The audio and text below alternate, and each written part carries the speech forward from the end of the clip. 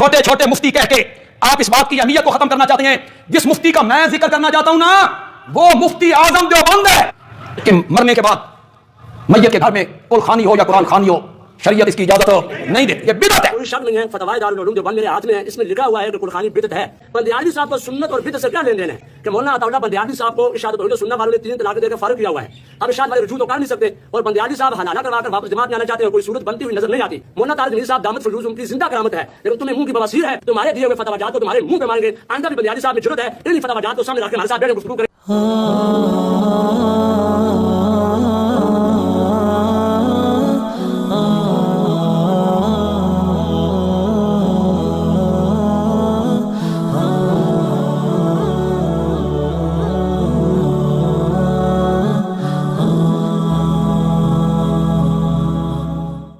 السلام علیکم ناظرین، میں ہوں محمد شعیب اور آپ دیکھ رہے ہیں شجر ٹی وی. ناظرین، مولانا طارق جمیل صاحب جو ہے ظاہر ہے ان کو تبلیغی جماعت کی اب جو مسند ہے اس پہ نہیں بٹھایا جاتا اور ان کو علیحدہ کر دیا گیا. یہ بھی کوئی ڈھکی چھپی بات نہیں ہے، پرانی بات ہے، سب کو اچھی طرح سے معلوم ہے. پھر ان کے بیٹے کی جو وفات ہوتی ہے تو جو صبر کا پیمانہ لبریز ہوتا ہے تو وہ جو اب تک درس دیتے رہے یقیناً وہ آپ نے سنے ہوں گے اور جو ان کی فین فالوئنگ ہے، جو ان کے مریدین ہیں، جو ان کو سننے والے ہیں، تو ان کو یہ باتیں بڑی اچھی طرح سے معلوم ہوں گی. اور پھر وہ اور خاص طور پر تبلیغی جماعت جو ہے وہ یہی درس دیتے ہیں کہ جی ہماری اور آپ کی کامیابی جو ہے اللہ اور اللہ کے رسول صلی اللہ علیہ وسلم، پیارے حبیب صلی اللہ علیہ وسلم کا جو اسوہ حسنہ ہے، آپ صلی اللہ علیہ وسلم کی جو زندگی ہے وہ ہمارے لیے نمونہ ہے اور اس پر چلنے میں ہے.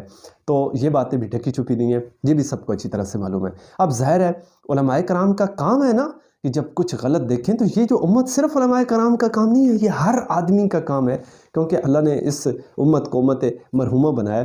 یہ امر بالمعروف کا حکم کرتی ہے اور نہی عن المنکر کا کام کرتی ہے. یعنی یہ 2 کام جو ہے اس کے ذمے ہے کہ اچھائی کو پروموٹ کرنا، اس کا حکم کرنا، اس کو عام کرنا، اور کہیں برائی دیکھے تو اس کو روکنا، اس پہ بات کرنا اور دل میں برا سمجھنا. جو درجے ہیں ایمان کے درجہ بدرجہ یہ اس پہ کاربند رہنا، یہ اس امت کے لیے ضروری ہے. تو اب یہی کیا علماء کرام نے، صحافی حضرات نے، دانشوروں نے. تو پھر ان پہ بڑی تنقید ہوئی اور ان کو بڑا کرٹیسائز کیا گیا اور لوگوں کی کمنٹس بھی یہ تھے کہ دیکھو یہ غم کا موقع ہے، تکلیف کا موقع ہے، تو مولانا کو آپ مزید تکلیف نہ دیں. بھائی نبی صلی اللہ علیہ وسلم کی شریعت کی بات کر کے تکلیف نہیں دی جاتی، بلکہ انہی کا فائدہ اور انہی کے مطلب کی بات کی جا رہی ہے کہ ہم تو آپ کی خیر خواہی کی بات کر رہے ہیں، نہ کہ آپ کے ساتھ ہمیں کوئی ذاتی عداوت یا کوئی رنجش ہے. اب یہاں ایک پہلو جو ہے یہ سامنے آتا ہے، لیکن اس پہ جو علماء کرام بات کرتے رہے تو میں سمجھتا ہوں کہ ان کو کریڈٹ جاتا ہے کہ انہوں نے جو ہے نا آواز بلند کی اور انہوں نے ماشاءاللہ حق کی آواز بلند کی. لیکن انہی شخصیات میں ایک حضرت عطا اللہ بندیالوی صاحب بھی ہیں، تو انہوں نے بھی اس حوالے سے بات کی ہے. اور انہوں نے جب طارق جمیل صاحب نے کہا کہ چھوٹے چھوٹے مفتی، تو ان کو الزامی جواب دیتے ہوئے کہا کہ آپ چونکہ علماء دیوبند سے ویسے تعلق ہے نا مولانا کا، اون تو کرتے ہیں علماء دیوبند کو، تو ان کی کتابوں کے حوالے بھی دیتے ہیں سارا کوئی، تو الزامی جواب دیتے ہوئے بندیالوی صاحب نے کہا کہ دیکھیں آپ کہتے ہیں چھوٹے چھوٹے مفتی، تو مفتی اعظم عزیز الرحمان صاحب کے بارے میں آپ کا کیا خیال ہے؟ مولانا عزیز الرحمان، ٹھیک ہے، مفتی اعظم دارالعلوم دیوبند، ان کے بارے میں آپ کا کیا خیال ہے؟ وہ لکھتے ہیں کہ یہ جو کل خوانی قرآن خوانی ہے یہ بدعت ہے، وہ لکھتے ہیں. وہ چھوٹے مفتی ہیں، ٹھیک ہے، وہ تو آپ کے اپنے ہیں، آپ ان کو اون کرتے ہیں. تو پھر یہ چھوٹے مفتی ہیں، آپ ان کو چھوٹے مفتی کہہ کر جو ہے نا بات ٹال دیں گے اور آپ کی بات درست ثابت ہو جائے گی. اصل پھر بھی قرآن و حدیث ہے. یہ ان کو الزامی جواب دیا جا رہا تھا کہ دیکھیں چھوٹے چھوٹے جن کو آپ مفتی کہہ رہے ہیں تو وہ چھوٹے نہیں ہیں، وہ تو ان کے ساتھ تو لکھا ہوا ہے مفتی اعظم اور دارالعلوم دیوبند کے مفتی ہیں، چھوٹے تو نہیں ہیں. خیر ایک بات، اگر چھوٹے بھی ہوں تو بات دیکھنی ہے کہ وہ سچی ہے یا نہیں، ٹھیک ہے. وہ کیا، ہم تو یہ دیکھتے ہیں نا کہ جی کون بات کر رہا ہے، یہ نہ دیکھا کریں، معاف کیجیے گا، یہ دیکھا کریں کیا بات کر رہا ہے، ٹھیک ہے. تو اصل میں یہ سوچ ہی ہماری اس طرح ہے. لیکن مولانا نے بڑا زبردست جواب دیا. لیکن اس کے بعد کیا ہوتا ہے کہ ایک شخص اٹھتا ہے پتہ نہیں کہیں سے، اور میں بڑا حیران ہوتا ہوں. اور یہ وہ صاحب ہیں یہ جس مسلک سے تعلق رکھتے ہیں نا ان کے، اور یہ صاحب، یہ سارے لوگ کہتے ہیں کہ جی یہ جو ایک جماعت ہے جسے اشاعت التوحید و سنہ کہا جاتا ہے، یہ پتھری ہے. اچھا یہ بڑے بد اخلاق ہیں، بد تہذیب ہے. کیوں کہ ان کو بات کرنے کا طریقہ ہی نہیں ہے جی، بد زبانی کرتے ہیں، بد اخلاقی کرتے ہیں، بد تہذیب ہے، فلاں فلاں بڑے بڑے القابات دیے جاتے ہیں. ٹھیک ہو گیا.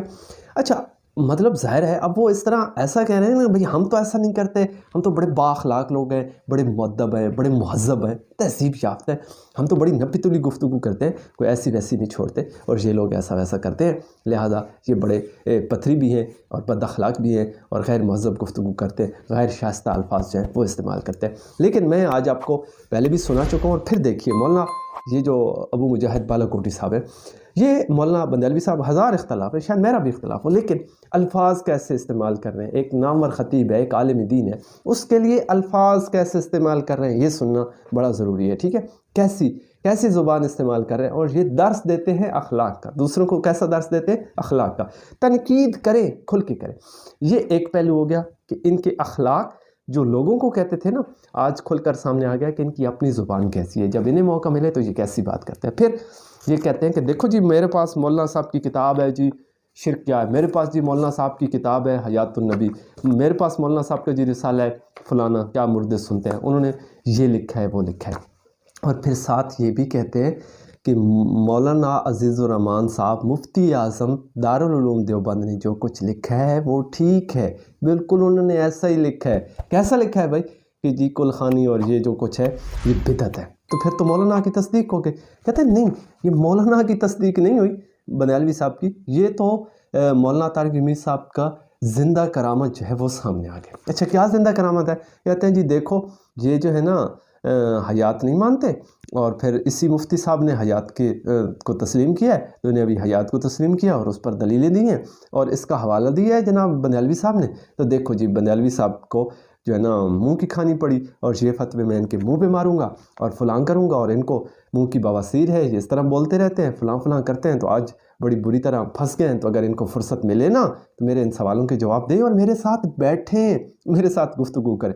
تو دیکھیں میں آپ کو ایک بڑی زبردست بات بتاتا ہوں۔ سوال ہے کہ میں نے سرگودھا جانا ہے اور ساتھ بیٹھا ہوا شخص مجھے کہتا ہے کہ جی فیصل آباد یہاں سے اتنا دور ہے، اتنا کرایہ لگتا ہے، تو یہاں سے گاڑی ملے گی ایسے ایسے، بھئی بات ہو رہی ہے کہ میں نے سرگودھا جانا ہے، بھائی کتنا ٹائم لگے گا، کتنا کرایہ ہے، بات تو اس پہ ہو رہی ہے، اور مجھے بتایا کہ اس کے بارے میں جا رہا ہے جب فیصل آباد کے بارے میں بات ہی نہیں ہو رہی تو بتانے کی کیا ضرورت۔ اب مولانا نے 10-15 منٹ گفتگو کی اور اس میں حیات ممات کا مسئلہ چھیڑ بیٹھے، زیادہ ان کو تکلیف ہے شاید اسی مسئلے سے، اور پھر بات وہ ہو رہی ہے اور اس سے زندہ کرامت ثابت کر رہے ہیں۔ مجھے بڑی حیرانگی ہوئی، ان لوگوں کو پتہ نہیں کیسے کیسے لوگ اٹھ کے آ جاتے ہیں اور کون ان کو مسند پہ بٹھاتے ہیں، اپنے آپ کو مولوی کہتے ہیں، عالم کہتے ہیں، مولانا کہتے ہیں۔ حیرانگی ہوتی ہے کہ کم از کم آپ نے اعتراض کرنا تھا تو آپ یہ کہتے ہیں کہ دیکھو مولانا، ہاں آپ نے حضرت طارق جمیل صاحب پہ جو اعتراض کیا ہے نا کہ یہ بدعت ہے، تو مفتی اعظم صاحب کا فتویٰ میرے پاس موجود ہے، انہوں نے اس کا رد کیا، انہوں نے بدعت نہیں کہا، انہوں نے کہا کہ یہ عین سنت ہے،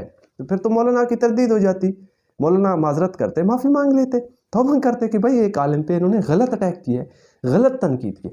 آپ خود مانتے ہیں کہ جی مفتی اعظم نے یہی بات لکھی ہے اور مولانا طارق جمیل صاحب نے غلط کیا ہے، تو پھر مولانا کی تصدیق ہو گئی، جو انہوں نے ان کو الزامی جواب دیا تھا یہ 100% آپ کی زبان کے مطابق بھی درست ثابت ہو گیا، تو کہانی تو ختم ہو گئی تھی۔ لیکن آپ نے ایک نئی کہانی چھیڑی ہے، بہت زبردست مناظرہ ہوا ہے حضرت مولانا یونس نعمانی صاحب کا حضرت مولانا حبیب اللہ ڈیروی صاحب کے ساتھ، ٹھیک ہے، بہت زبردست مناظرہ، بالکل صاف ستھرا نیٹ پہ موجود ہے، آپ وہ سن سکتے ہیں، یقین جانیے دودھ کا دودھ پانی کا پانی ہو جائے۔ مزید اگر آپ کچھ اور بھی سننا چاہتے ہیں تو حضرت مولانا یونس نعمانی صاحب کا ماسٹر امین اکاڑوی صاحب کے ساتھ بھی مناظرہ ہوا ہے، ٹھیک ہے، وہ بھی آپ سن سکتے ہیں، دودھ کا دودھ پانی کا پانی ہو جائے گا، ٹھیک ہے۔ تو آپ علماء کی بات کرتے ہیں، ہاں آپ کو اعتراض کرنا تھا تو آپ وہ کلپ لگاتے بندیالوی صاحب کا جس میں انہوں نے اس مسئلہ پہ بات کی ہے اور پھر آپ اس کا رد کرتے تو اچھی بات تھی۔ آپ کیا کر رہے ہیں؟ اب میرے پاس دیکھیے ایک آپ جیسے لوگوں کے لیے چھوٹا سوال ہے، اسی مفتی صاحب کا یہ بات موجود نہیں ہے کہ یہ مسئلہ جان لیں کہ قرآن میں سمائے موتا کا انکار کیا گیا ہے، مفتی عزیز الرحمان صاحب کی بات نہیں ہے کہ قرآن میں سمائے موتا کا انکار کیا گیا اور اس پر نسکتی وارد ہے۔ اب یہ دیکھیے میرے پاس ہے فاتحہ کا صحیح طریقہ، کون ہے اس کے مصنف؟ مولانا قاضی سید اسماعیل رحمۃ اللہ علیہ، انہوں نے بڑی زبردست سرکوبی کی ہے آپ جیسے لوگوں کے لیے۔ یہاں پہ حضرت عزیر علیہ السلام کا قرآنی واقعہ بیان کیا گیا اور کہا گیا ہے کہ اس پر غور کریں کہ اللہ تعالیٰ نے ایک شخص کے اطمینان قلب کے لیے 100 برس تک اس کو مردہ رکھ کر پھر زندہ اٹھا کر پوچھا کہ تو کتنی مدت مردے کی حالت میں تھا۔ پیغمبر کی بات ہو رہی ہے، کسی عام آدمی کی بات نہیں ہو رہی، پیغمبر کی بات ہو رہی ہے۔ اس نے جواب دیا 1 دن یا اس سے کم رہا ہوں گا۔ تب اللہ تعالیٰ نے فرمایا نہیں، تو 100 سال تک مردہ تھا۔ اپنے کھانے پینے کی چیزوں پر نظر کر، نہ سڑی ہیں نہ گلی ہیں، اور اپنے گدھے کو دیکھ وہ سیدھا پڑا ہے۔ ٹھیک ہے، اس واقعہ سے خوب ظاہر ہے کہ میں اپنی طرف سے نہیں کہہ رہا، یہ مولانا صاحب نے لکھا ہے کہ مرنے والے کو اپنی موت کی خبر نہیں رہی، اور 100 برس کے عرصہ میں جو حالات دنیا میں گزرے اس کی بھی واقفیت نہیں، مثلا بادل کی گرج، بجلی کی کڑک، بارش کا برسنا، آندھیوں کا چلنا وغیرہ۔ مردے کو کچھ بھی معلوم نہیں تھا۔ اسی طرح قرآنی قصہ اصحاب کہف پر بھی غور کر سکتے ہیں کہ کتنے برس وہ مردوں کی طرح سو گئے تھے، ان کو دنیا کے حالات سے کچھ بھی خبر نہ تھی۔ پھر آگے لکھتے ہیں کہ پھر مردے کیسے سنتے اور مدد کر سکتے ہیں، ایسا عقیدہ فاسد و باطل ہے۔ مولانا ٹھیک ہے، یہ کتابیں تو پھر اگر پیش کرنی ہے تو ہم بھی ہزاروں کر سکتے ہیں۔